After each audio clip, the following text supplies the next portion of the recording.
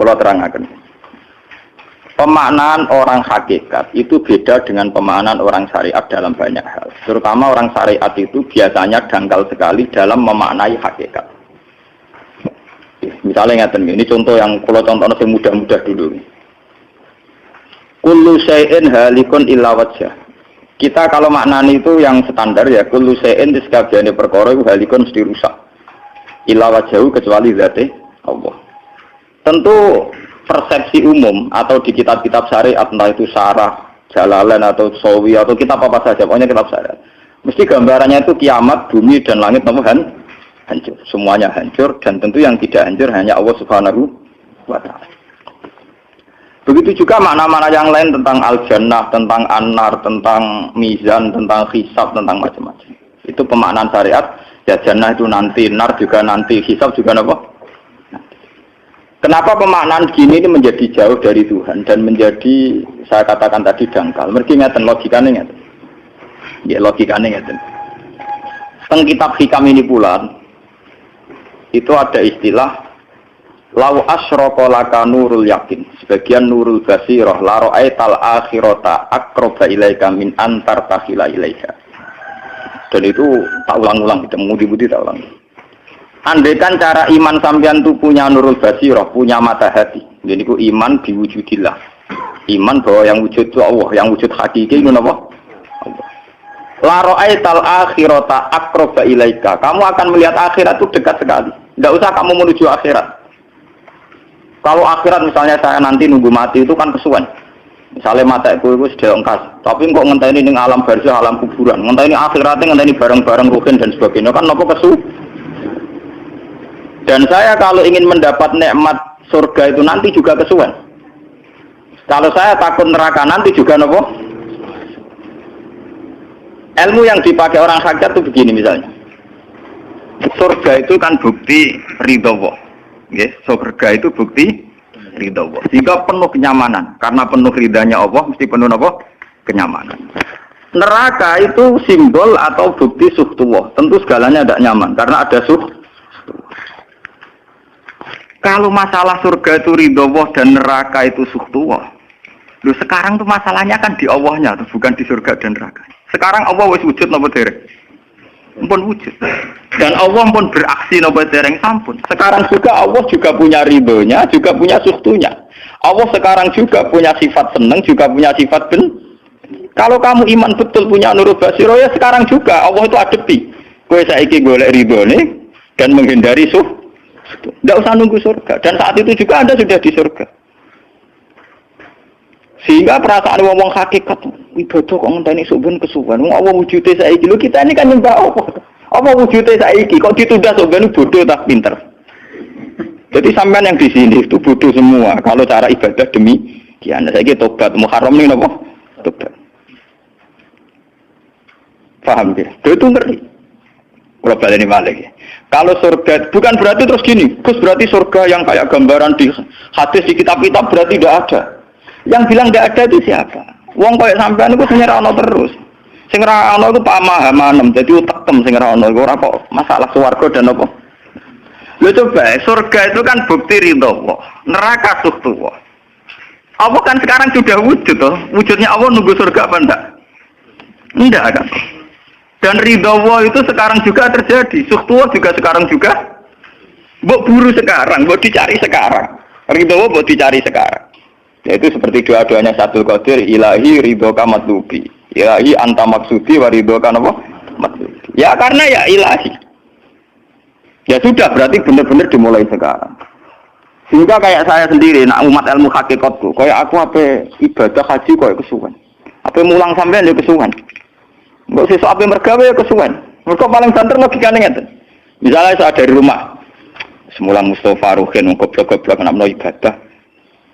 Iku kesuwen. Kesuwene ngeten. Engko mulang ning Ruhin wis kasil mulang ya golek ridane Allah. Padahal mulai saya niat juga sono ridane Allah. Saya melangkahkan kaki ya wis ana Allah sono ridane. Sehingga mulane Kanjeng Nabi ngendikan niatul mukmin khairun amalihi wis niat tok wis amal mergo kontrake sampai pangeran sing wujud terus setiap detik, setiap saat, setiap khotbah, setiap langkah wis kontrake Allah terus. Jadi ya misalnya ra sido lah ora apa-apa, ape mulang rugen ra sido ora apa-apa, ape ngekek dhewe rugen ra sido ora apa-apa. Mulane cara Kanjeng Nabi wong niat apik ra sida tetep ganjaran mergo kontrake sebab pangeran Allah ya sujud. Sedekah ben sing sida paham. Iku wis ditulis sida. Paham. Ben sampean ngerti sirine hadis kenapa niat saja ditulis ganjaran karena niat itu artinya orang sudah mengkontrakkan diri, mengikat diri dengan Allah yang setiap saat wujud juga dan saat itu juga wujud. Jadi kamane kados kula misalnya kepengen haji. Gusti berhubung haji perintah jenengan nggih kula kepengin. Tapi saya sekarang juga mulai ibadah. Nggih, mulai napa? Ibadah karena saya tahu golek haji ya ridane Allah. Sekarang juga ya ridane Allah. Dari ridane Allah dalam konteks sekarang mungkin saya ngajar. Mungkin apa Ruhin nyabari melarat dan mungkin terus begitu itu ada terus. Ujung-ujungnya kepen suga kapan sedekah. Kepen sedekah diridani pangeran kan begitu. Lah zaman ke melarat ya ono carane diridani pangeran, sabar ngempet. Mau sono juga. Jadi rasa kesusu paham kan. Jadi itu memang begitu, orang hakikat tuh enggak pernah kesusu. Itu jenenge wal asri demi waktu. Jadi semua waktu itu padat dengan amal. Mergo zaman kiri untuk ridane Allah lewat jalur sabar. Zaman suka untuk ridane Allah lewat jalur sedekah ikhlas. Paham nggih? Zaman bingung diusir bojo ya misalnya ya lewat sabar. Zaman bojo mesra ya lewat rahmat. Pokoknya ono terus. Sehingga wal asri ini padat. Innal insana lafi khusr. Manusia selalu rugi illal ladzina amanu kecuali saat itu dia iman, saat itu dia sholihat. Jadi kalau orang hakikat maknanya ya kecuali saat itu dia iman, kecuali saat itu dia sholihat. Demi waktu. Demi waktu ngenteni sampean kan terlambat paham nggih. Iku nak wae maknane wong napa? Hakikat. Dan itu rumah saku lebih cerdas. Karena dari awal ilmu hakikat dianggap kastanya di atas napa? Syariat. Jadi sampean malah enak, jangan ngaji kok enak. Dadi mulai koma wis ibadah. Delek-delek kok bojo ben iso ngaji wis mulai ibadah. Enggak apa-apa, menghindari kebatilan demi barang hak itu ya. Itu sudah bagian dari. Menawa sampean terima sampean, sak kula mawon niku wis biasa. Jadi Gus kok lunga-lunga, nggak terus piye? Hukumnya itu piye? Lho kalau itu cerita, Kiai Arwani top Kiai, Kiai Quran top Kiai Arwani. Ini bapak menangi Arwani melarat. Itu kalau beliau ngajar di rumah. Jadi sempat beliau itu ngajar di rumah. Itu kalau bunyainya itu agak keren, bawa urusan belanja bawa agak keren. Cung pindah nih masjid aja. Jadi ya bakarnya sekali lebih aman. Nih masjid lebih apa? Jadi kabeh kiai tahu sok enggak ngaji ning omah ben barokah, tapi ketika suasana tidak kondusif. Pindah. Momennya ditambah mertua barang dunia. Bujur tahu wis problem, momennya tambah mertua tambah IP. Mulane mubalek ku PD-PD, mergo pidatone ora ning area terlarang. Tambah PD, mergo ora konangan. Ning areane dhewe bar. Dia nak gaduh bojo kudu sakinah mawaddah rahmah dari bojone men sampean. Lah nek kenapa mubalek mlepuk mergo jauh dari area. Sing ngono tok kuncine ngoten. Tapi kalau orang hakikat itu ya gak ngeluh. Ketika bojo grundel kowe rido mek kodok-kodare pangeran ya ibadah. Berhasil melalikan diri ya napa? Akhirnya berhasil ngaji ya napa? Karena Allah itu wujud di setiap langkah kita, di setiap detik kita, di setiap nafas kita. Lah kalau wujudnya Allah di setiap detik kita, nafas kita, kenapa nunggu nanti-nanti? Sebab itu sedekah Rasulullah ketika Nabi ngendikan, ya mulai niat itu dihitung. Nah, wong saiki wong intelektual kabeh. Bagaimana mungkin belum aksi nyata kok sudah dihitung ora roh pangeran, paham nggih? Paham nggih wong-wong ora roh pangeran. Dadi intelektual iku kudu tobat, paham.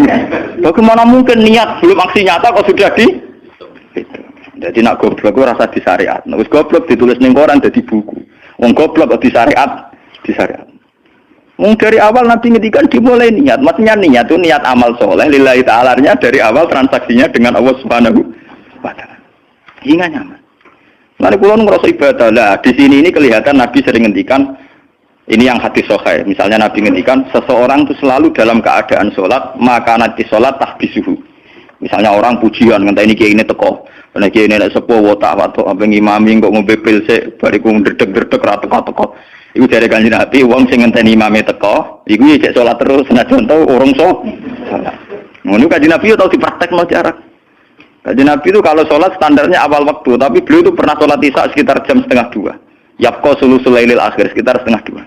Itu separuh sahabat sudah turu. Sing Umar menutupi kentong kelontangan. Mantan preman, mantan apa? Preman. Terus.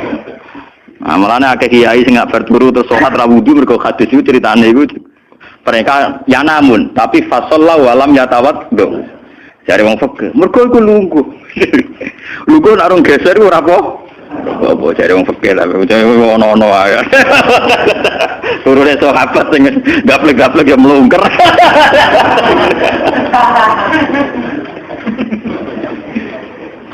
Nek Kanjeng Nabi rawuh santai. Kenapa kalian masih menunggu? Ya karena nunggu sholat engkau ya Rasulullah. Kamu mulai tadi juga sudah sholat. Karena sampean menunggu demi apa? Sholat. Biasanya kita dicatat sedelok. Mereka nunggu terus sholat. Mau dicatat mulai mau nganti saya itu. Jadi hari ini pahala kamu lebih tinggi. Nabi tenang. Ya memang begitu. Sehingga kalau wal asri innal insana lafi khusrin, demi waktu itu tidak ada ruginya. Misalnya saya juga pernah melarat. Mungkin ya tahu melarat nganti saiki misalnya. Artinya saat kita melarat kan duwe niat, aku nak sugih pe sedekah, aku nak alim pe mulang. Niat dihitung ganjaran. Ketika kamu real, yang sekarang real kan ngadepi kekerean terus kowe sabar ya ibadah. Sehingga ora kemrungsung aku ibadah ngenteni sugih. Begitu juga yang ingin haji. Ditebir rapat haji, tapi ketika dia ingin sudah ditulis ganjaran, meskipun takdirnya dia tidak sempat haji sampai mati. Tapi per detik dia tetap berdialek dengan Tuhan. Bertransaksi dengan Tuhan. Jadi disebut Quran yastarun. Yastarun itu transaksi. Inna wastara minal mu'minina anfusahum wa amwalahum bi anna lahumul jannah. Allah Ta'ala itu membeli diri kita. Diri kita itu kata Nabi ini sing asli dawuh Nabi, ora dawuh mubalek lho ngene. Ngeleng-eleng. Ini ilmunya ulama, bukan mubalek, harus dicatat. Nabi itu ngitung ibadah. Itu dimulai dari diri kita. Ngendikane pangeran inna wastara minal mu'minina anfusahum. Allah membeli diri kamu.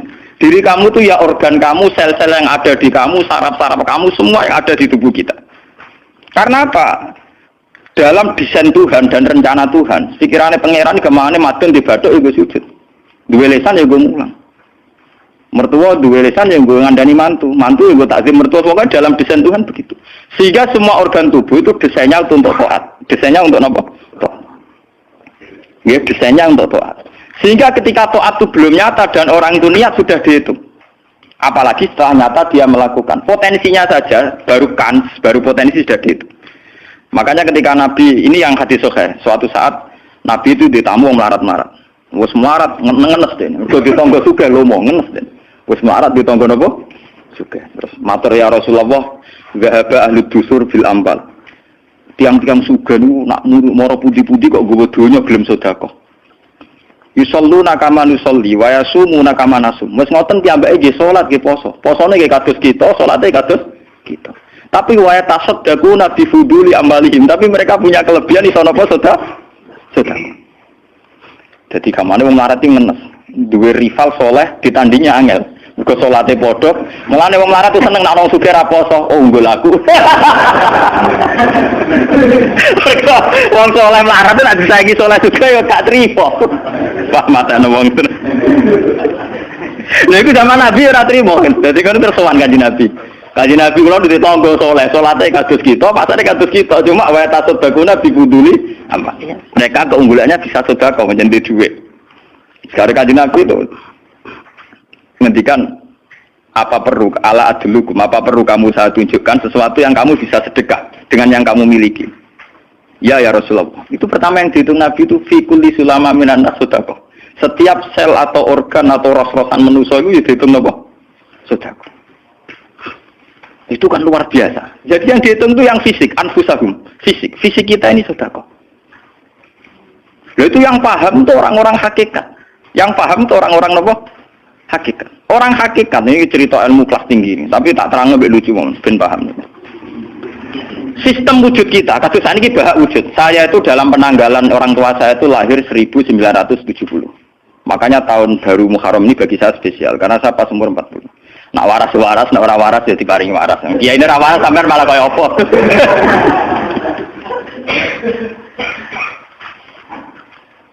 Kalau dalam teori ilmu hakikat, sebelum tahun 70 berarti status saya kan ala Adam tidak ada. Memang tidak ada itu punya positif, gak maksiat. Nggih, jenenge ora ana penyelingkuhi sapa, pengorupseni apa, kurang ajar ambek sapa jenenge ora ana. Ketika Adam saya dihilangkan, sifat ketiadaan saya dihilangkan, saya menjadi wujud. Nah itu cara ilmu hakikat.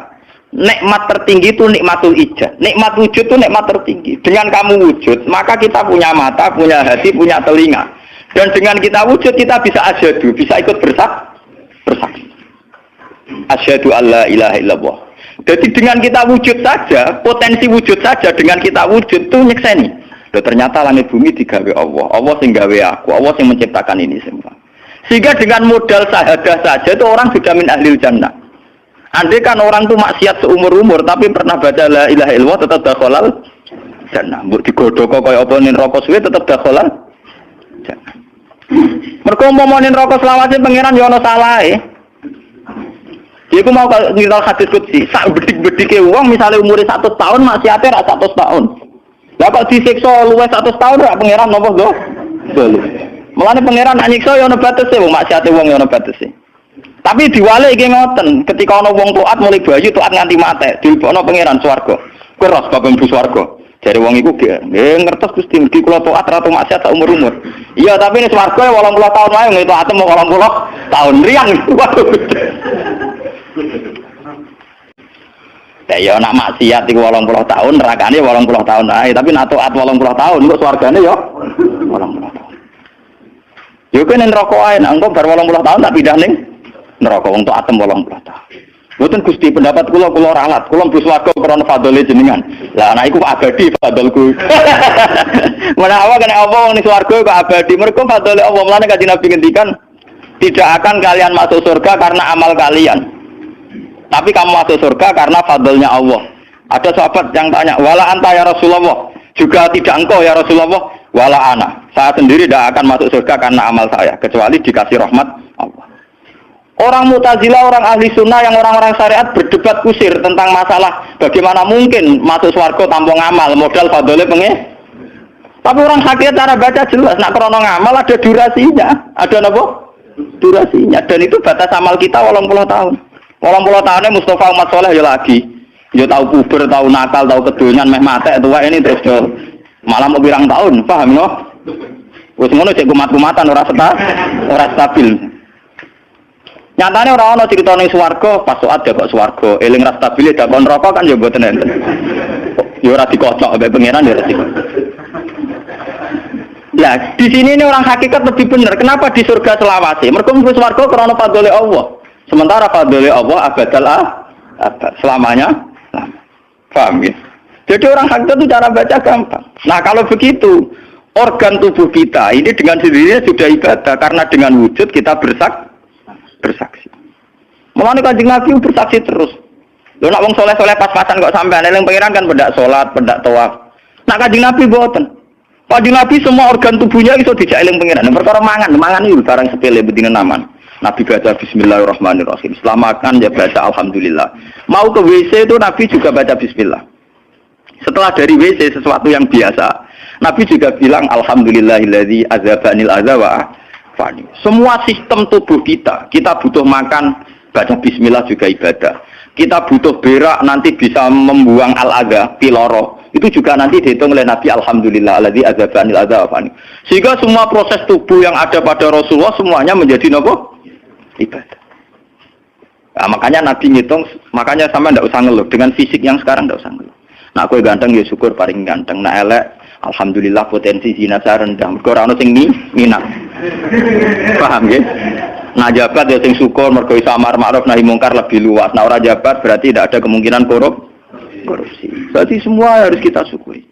Atus kula nu kiye cilik ya syukur, kiye gedhe syukur, sok ben bubar nggih syukur mawon. Pokoke kula niku ndonga mbek pangeran, angger pangerane ora sing bubar wonten kula santai mawon.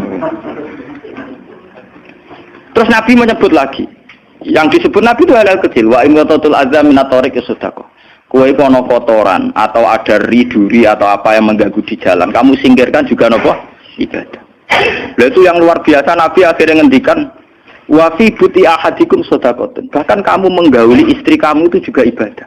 Padahal suatu yang seks, yang pornografi, yang biologis, Nabi juga nyebut wa fi buti ahadikum sedekah. Dalam organ buduk kamu itu juga sedekah.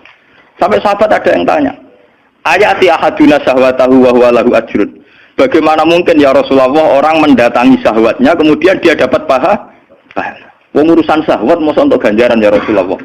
Tapi apa kata Nabi? Alaysa law wada'aha fi haramin akana alaihi wisrun. Nah, dekne salah letak iku kan ya dosa. Mulane bojomu sok ben kabeh, masuk elek-elek lah sok ben ahli swarga kabeh. Mergo piye wong lanang ora iso zina nak bar dikeki sing wedok, paham. Minimal ada durasi sekian jam dekne ora kuat zina. Dan itu prestasinya sing wedok. Makane jare Nabi ku api-api wong wedok sing lanang mari doyan terus. Berarti diterusno gen elek-elek wong wedok. Repot. Nabi itu, lu bukan apa-apa karena Nabi ngertine Nabi lho, kawin yo tarku zina. Kawin model saiki ra engke-engkean, ngertine Nabi nek jenenge nikah ya aghadulil basar wa ahsanulil farj. Istilah aslinya Nabi tentang nikah itu aghadulil basar wa ahsanul farj itu. Saiki ono istilah sing macam-macam. Bentuk keluarga sakinah mawaddah rahmah. Engko sok ben anak tuwa ben anak ana sing rumah, pakaian teori. Sing ora anak kowe nganti tuwek sapa? Sing ora anak-anakmu saleh sapa? Malah do arep-arep